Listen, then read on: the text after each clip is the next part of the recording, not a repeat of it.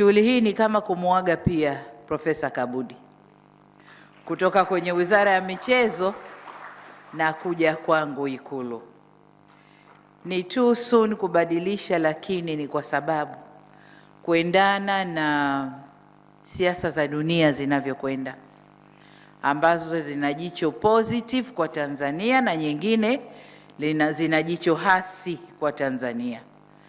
Pale Ikulu nahitaji akili iliyopevuka, yenye maarifa mapana, yenye uzoefu mkubwa, na mtu ambaye yuko vizuri kwenye kujieleza na kueleza jambo likaeleweka. Nimepiga picha serikalini kwangu kote, kasema Profesa Kabudi atanifaa.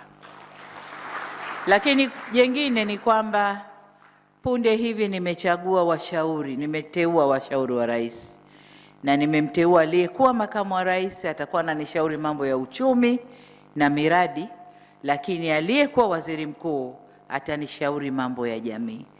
Sasa vile vichwa viwili vikubwa vinahitaji mtu aliyetulia, mtulivu, anayeweza kudili nao. Watoto wangu hao mara wanaweza kujijibia tu ikaja kesi, lakini profesa anaweza akaenda nao vizuri sana. Kwa hizo ndizo sababu zilizonifanya nimchukue Dr. Kabudi kwangu Ikulu aje kunisaidia kazi hizo. Lakini kajipa moyo kwamba Mwanaifei na Makonda wanaweza kuiendesha wizara ile vizuri, kwa sababu ni wizara ya vijana na wao vijana, na wao zile heka wanaziweza. Kwa hiyo vijana kwa vijana wenzao. Ningesema Makonda ndio mshauri, afanye kazi na washauri wangu wale, watu wangesema mama namjua vizuri Makonda. Lakini Makonda kwa vijana wenziwe yuko vizuri sana. Mwanaifei kwa wana mistari wenziwe, Mwanaifei uko wapi?